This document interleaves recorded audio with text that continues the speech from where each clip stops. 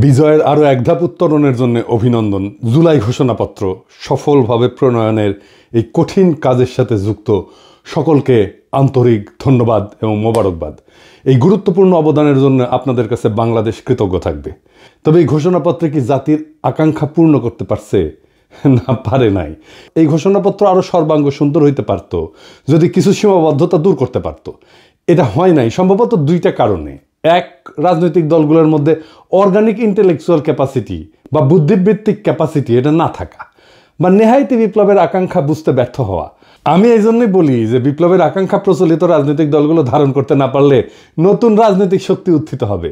আসেন এখন আমার মতে এই ঘোষণাপত্রে 5টা প্রধান সীমাবদ্ধতা নিয়ে আলাপ করি। অনেকেই অনেক বিষয় নিয়ে আলাপ করতেছেন, সবগুলোই ভ্যালিড। আমি সেই আলাপগুলো আবার নতুন করে আমার আলাপের মধ্যে ঢুকায় আমার আলাপের কলেবর বাড়াইতে চাই না। তবে যে আলাপগুলো এখনো জনপরিসরে আসে নাই সেগুলো নিয়েই আজকের আলাপ করব। আসেন আল্লাহর নামে শুরু করি। ঘোষণাপত্রে উপনিবেশিক শক্তির বিরুদ্ধে দীর্ঘ লড়াই সংগ্রামের কথা বলা হয়েছে, কিন্তু ব্রিটিশ উপনিবেশিক শাসনের বিরুদ্ধে এই অঞ্চলের মানুষের লড়াইয়ের ধরন কেমনে হয়েছে, এই লড়াইটা, তার কর্তা সত্তা এবং রাষ্ট্র বাসনার যে অর্জন 1947 সালে পূর্ব পাকিস্তানের স্বাধীনতা প্রাপ্তির কথা এই ঘোষণাপত্রে উল্লেখ নাই। সত্য উচ্চারণে এরকম হীনমন্যতা, পূর্বপুরুষের বীরত্বপূর্ণ অবদানকে এড়ায় যাওয়া, তাদের মহান আত্মত্যাগের স্মৃতি অনিচ্চারিত রাখাটা ঘুরে ফিরে ওই একই বাঙালি জাতীয়তাবাদী বয়ানের রেখে যাওয়া, স্থির করে দেওয়া বিন্দু থেকে আমাদের ইতিহাসকে দেখার, পাঠ করার যে অলাথ চক্র তার মধ্যে আটকায় গেল। তার মানে আওয়ামী লীগের ইতিহাস যেরকম 52 সাল থেকে শুরু হয়, ঠিক একই জায়গা থেকে ওনাদের ঘোষণাপত্রের ইতিহাস শুরু হইল। এখানে দুইটা রাজনৈতিক টার্ম আমাদের একটু বুঝতে হবে। কর্তা সত্তা, ইংরেজিতে বলে এজেন্সি, কি সেটা? আমরা আগে দেখতাম যে রাজনৈতিক দলগুলো রাজনৈতিক লড়াই করে, তাদের কর্মীরা করে। 2024-এ কোনো রাজনৈতিক দল লড়াই সংগঠিত করছে, নেতৃত্ব দিছে? নেয় নাই। জনতাই রাজনৈতিক লড়াইয়ের নির্মাতা হয়েছেন। এটাই কর্তা সত্তা, এজেন্সি, নিজের ভাগ্যের নিয়ন্তা নিজেই হয়ে ওঠা। 2024 সালের বর্ষা বিপ্লব আমাদের দেখাইছে যে সাধারণ মানুষ চাইলে নিষ্ক্রিয় দর্শক বা শাসিত প্রজাতিকা দেশের রাজনীতির সবচেয়ে বড় খেলোয়াড় বা সক্রিয় কর্তা হয়ে উঠতে পারে। যখন জনগণ নিজের শক্তি সম্পর্কে সচেতন হয় এবং সেই শক্তি প্রয়োগ করার জন্য ঐক্যবদ্ধ হয়ে মাঠে নামে, তখনই জন্ম নেয় সত্যিকারের রাজনৈতিক কর্তা সত্তা, যেটা হয়েছে 2024 সালে। তো এই রাজনৈতিক কর্তা সত্তা জনগণের থাকায় লাভ কি, না থাকলে ক্ষতি কি? জনগণের রাজনৈতিক কর্তা সত্তা বা এজেন্সি একটা দেশের জন্য খুবই গুরুত্বপূর্ণ। সহজ ভাষায় এইটা হলো জনগণের সেই ক্ষমতা যার মাধ্যমে তারা নিজেদের ভাগ্য নির্ধারণে সক্রিয় ভূমিকা পালন করে। এর থাকা বা না থাকার উপরে দেশের ভবিষ্যৎ এবং নাগরিকদের জীবনযাত্রার মান নির্ভর করে। যখন একটা দেশের মানুষের রাজনৈতিক এজেন্সি বা কর্তা সত্তা থাকে, তার অনেক ভালো ফল আছে। যেমন সরকারের জবাবদিহিতার স্বচ্ছতা নিশ্চিত হয়। জনগণ যখন সক্রিয় থাকে তখন সরকার যা খুশি তাই করতে পারে না। শাসকেরা জনগণের কাছে তাদের কাজের জন্য জবাবদিহি করতে বাধ্য থাকে। জনগণ প্রশ্ন করতে পারে, সমালোচনা করতে পারে এবং নির্বাচনের মাধ্যমে সরকারকে ক্ষমতা থেকে সরাইতেও পারে। এই এজেন্সি আমরা হারাই ফেলছিলাম। নাগরিক অধিকার সুরক্ষিত থাকে, মানে রাজনৈতিকভাবে সচেতন এবং সক্রিয় জনগণ তাদের সাংবিধানিক এবং মানবিক অধিকার, যেমন বাক স্বাধীনতা, সমাবেশের স্বাধীনতা, ন্যায় বিচার পাওয়ার অধিকার, এই সম্পর্কে সজাগ থাকে। কোনো সরকার এই অধিকারগুলো কেড়ে নেওয়ার চেষ্টা করলে জনগণ ঐক্যবদ্ধভাবে প্রতিরোধ গড়ে তোলে, যেটা আমরা করছিলাম। হাসিনা এগুলো সবগুলো আমাদের কেড়ে নিয়েছিল।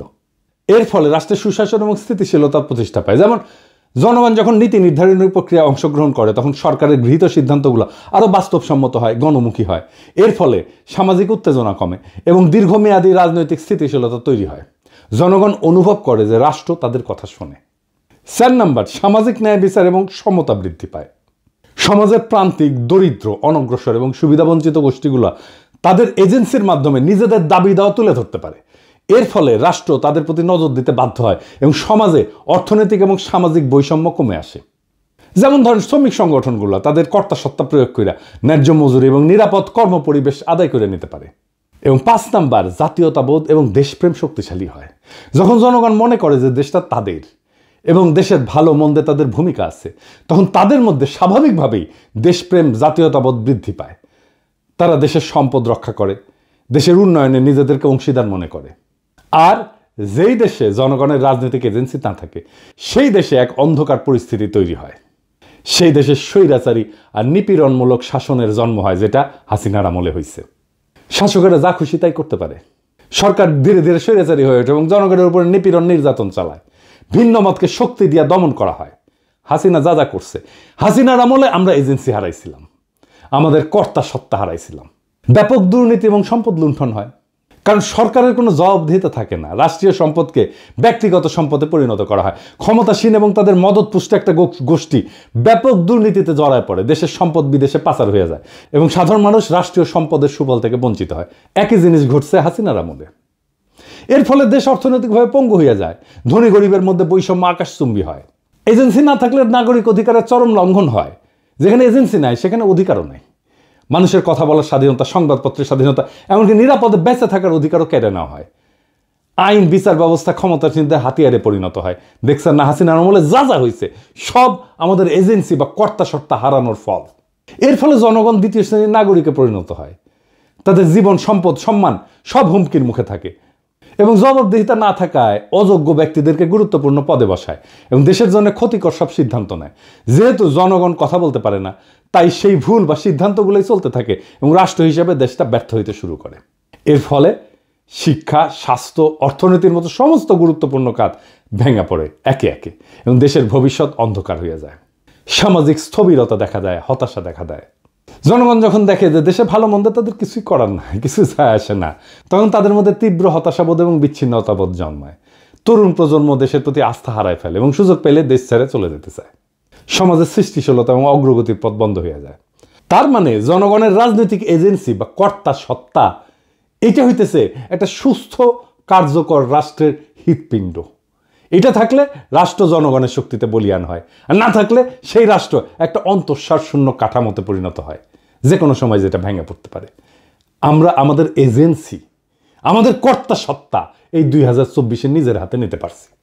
এটাই 2024-এর বিপ্লবের সবচেয়ে বড় সাফল্য। এইবার আসেন আমাদের জুলাই ঘোষণাপত্রের দ্বিতীয় সীমাবদ্ধতার কথা বলি। বাংলাদেশের সাম্প্রতিক ইতিহাসের গুরুত্বপূর্ণ সবগুলো ঘটনার কথা উল্লেখ আছে এখানে, খুব ভালো। 1975 সালের 7ই নভেম্বরের সিপাহী জনতার বিপ্লবের কথাও আছে, কিন্তু 1975 সালের 15ই আগস্টের বিপ্লবের কথা নাই। কেউ আর তারে ওন করে না।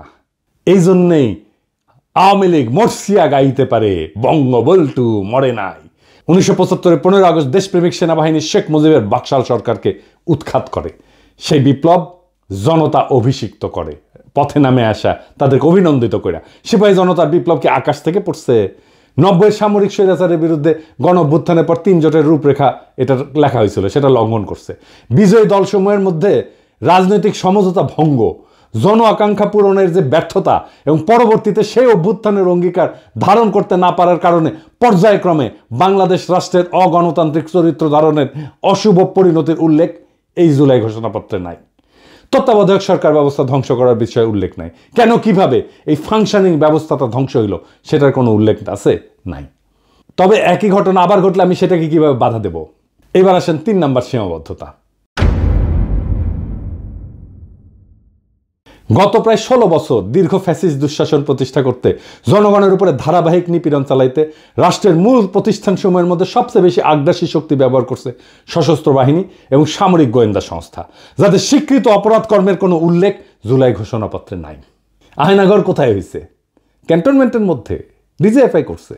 এতেও 36শে জুলাই পর্যন্ত হেলিকপ্টার ব্যবহার কইরা, খুন জখম কারফিউ জারি কইরা, ইন্টারনেট বন্ধ কইরা সেনাবাহিনী নামায় গুলি চালানোতে নেতৃত্ব প্রদানকারী খুনি জেনারেল চক্রের সকল রাষ্ট্রদ্রোহী অপরাধের ঘটনাগুলো লুকায় ফেলা হয়েছে।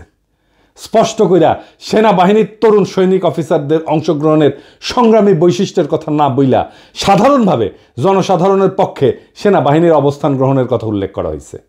সত্য কথা, ইনসাফের কথা, ন্যায়ের কথা এবং সঠিক কথাটা হইতেছে যে মার্চ টু ঢাকা কর্মসূচির দিন 36শে জুলাই বা 5ই আগস্ট বিপুল গণস্রোত এবং প্রধানত সৈনিকদের চাপের মুখে শীর্ষ সামরিক নেতৃবৃন্দ চূড়ান্ত এবং শেষ পর্বে গণ অভ্যুত্থানে বাধা না দিয়া 5 তারিখে আরও প্রাণহানি এবং রক্তক্ষয় এবং জাতীয় বিপর্যয় এড়াইতে সহায়তা করছে।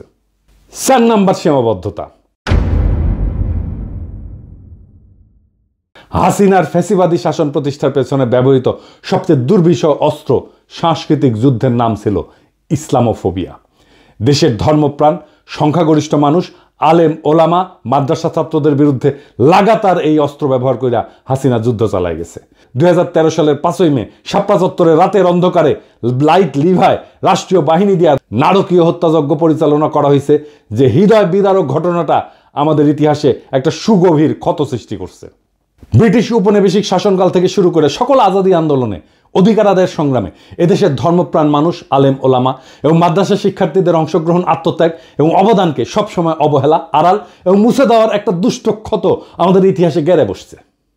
এই উগ্র জাতীয়তাবাদী তথাকথিত প্রগতিশীল দুষ্ট ক্ষতের ইতিহাস আবার পুনরাবৃত্ত হয়েছে। তাদের লড়াইয়ের যথাযথ মর্যাদা স্বীকৃতি, বাংলাদেশের ভবিষ্যৎ রাষ্ট্র গঠনের আকাঙ্ক্ষায় তাদের অবদান এবং ত্যাগের যথাযথ হিস্সা ছাড়া কোনোদিন আমাদের এই স্বপ্ন, বাংলাদেশ গড়ার স্বপ্ন পরিপূর্ণ হবে না। বাংলাদেশের আলেম ওলামা মাদ্রাসা শিক্ষিতদের ব্যাপক এবং সর্বাত্মক অংশগ্রহণ ছাড়া 2024-এর বিপ্লব সফল হতো না, এটা লিখে রাখতে পারেন। পঞ্চম সীমাবদ্ধতা। 2024-এর বিপ্লবে মেহনতি মানুষ এবং নারীর অংশগ্রহণের প্রশ্নটা দৃশ্যমানভাবে আসেনি। জুলাই গণ অভ্যুত্থানে অংশগ্রহণকারী বড় দুইটা শক্তি ছিল শহরের মেহনতি মানুষ এবং নারী সমাজ। বৈষম্য বিরোধী সংগ্রামের এই বৈশিষ্ট্য ঘোষণাপত্রে উল্লেখ করা হয়নি। অর্থনৈতিকভাবে অনগ্রসর জনগোষ্ঠী এবং নারী সমাজ যে রাষ্ট্রীয়, অর্থনৈতিক এবং সামাজিক স্তরে সৃষ্ট বৈষম্যের অবসান চায়, জুলাই গণ অভ্যুত্থানে সেই আকাঙ্ক্ষা খুব স্পষ্টভাবে ফুটে উঠছিল।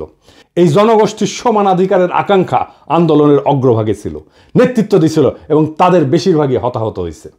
অধিকার সচেতনতা, বঞ্চনার বিরোধিতা এবং ইনসাফের ধারণা এই জনগোষ্ঠীকে সংগঠিত করার একটা গুরুত্বপূর্ণ ভূমিকা রাখছে। নতুন বাংলাদেশের অর্থনৈতিক নীতি কি বৈষম্য মোচন বা দারিদ্র্য বিলোপের দিকে পরিচালিত হবে? তার উপরেই নির্ভর করতেছে নতুন রাষ্ট্র ব্যবস্থার চরিত্র এবং স্থিতিশীলতা। কর্মসংস্থান, শিক্ষা এবং সামাজিক কর্মকাণ্ডে নারীর নিরাপত্তার পরিবেশ তৈরি করে জুলাই গণ অভ্যুত্থানে অংশগ্রহণকারী নারী সমাজকে ত্যাগ এবং অবদানের যথাযথ স্বীকৃতি দিতে হবে। এই ঘোষণাপত্র পড়া মনেই হয় না যে এই বর্ষা বিপ্লব ছিল একটা শহুরে দরিদ্রদের লড়াই। আমাদের এলিটরা সবসময় আমাদের মুরগি দেখায় আর ডাল খাওয়ায়। সুকুমার রায়ের একটা ছড়া আছে, নাকের বদলে নরুন পাইলাম, তাইরে নাইরে না, আমাদের হাতে নরুন ধরায় দিছে। রাজনৈতিক দলগুলোকে বলবেন, জিজ্ঞেস করবেন পয়েন্ট ধরে ধরে যে কেন আপনারা এই বিষয়গুলোকে যুক্ত করেন নাই, না হলে তারা নিজেদেরকে দেশের মালিক ভাবা বন্ধ করবে না। রাজনৈতিক দলগুলোকে মনে রাখতে হবে দেশের মালিক জনগণ, জনগণই সার্বভৌম ক্ষমতার উৎস। আপনারা আশা জাগান কিন্তু ডেলিভার করতে পারেন না, খুবই হতাশাজনক। জুলাই ঘোষণাপত্র একটা গুরুত্বপূর্ণ মাইল ফলক, এতে কোনো সন্দেহ নাই, কিন্তু এটা কোনোভাবেই শেষ গন্তব্য না, শেষ কথা না। এটা আমাদের দীর্ঘ লড়াই, ত্যাগ এবং স্বপ্নের এক ক্ষণিক প্রতিফলন, যার পেছনে আছে বহু রক্ত, অশ্রু আর আশার গল্প। এই ঘোষণার জন্ম হয়েছে এক গর্জে ওঠার সময়ের ভেতর থেকে, যখন মানুষ আর তাকাইছিল না কোনো নেতা বা দলের দিকে, বরং নিজেরা হাতে তুলে নিছিল রাজনৈতিক কর্তাসত্তার ভার। কিন্তু যে ঘোষণাপত্রের জন্ম হলো এই রক্ত গরম বাস্তবতা থেকে, সেটা যদি সেই বাস্তবতার বহু বর্ণ, বহু স্বর এবং মূল তাগিদকে ধারণ করতে ব্যর্থ হয়, তাহলে সেটা এক অর্থে জনগণের সাথে বিশ্বাসঘাতকতা হবে। যারা ময়দানে প্রাণ দিল, যারা নিঃস্ব হয়েও আশায় বুক বাঁধল, যারা চোখের সামনে ভাই বোন হারালো, তাদের ইতিহাস, তাদের দাবি, তাদের আত্মত্যাগের ভাষা বাদ পড়ে গেল। ঘোষণাপত্র না, সেটা হয়ে ওঠে আবার এক শ্রেণীর ক্ষমতা কাঠামোর পুনরুৎপাদনের হাতিয়ার। এই ব্যর্থতা নিয়ে নিরুৎসাহিত হওয়া যাবে না, বরং এই ব্যর্থতা থেকে নতুন শক্তির জন্ম দিতে হবে। যদি প্রচলিত রাজনৈতিক দলগুলো এজেন্সিহীন, ভবিষ্যৎ বিমুখ হইয়া পড়ে, তবে নতুন নেতৃত্ব, নতুন কাঠামো, নতুন চেতনার আবির্ভাব হবে। কেননা ইতিহাস দাঁড়ায় থাকে না, সে আগায় যায়, পেছনে ফেলে দেয় তাকেই যাকে সে ব্যর্থ মনে করে। তাই আসেন আমরা এই ঘোষণাপত্রকে একটা খসড়া হিসেবে বিবেচনা করি।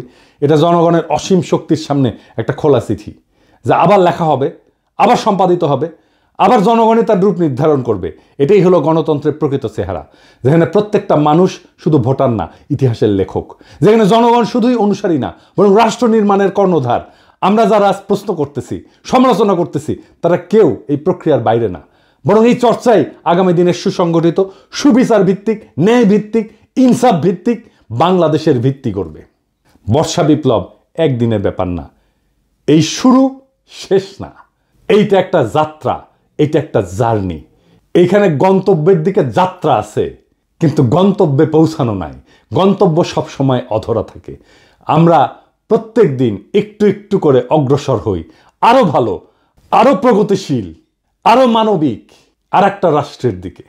এটাই আমাদের যাত্রা, এটাই আমাদের রাজনীতি, এটাই রাষ্ট্র গঠন। ইনকিলাব জিন্দাবাদ।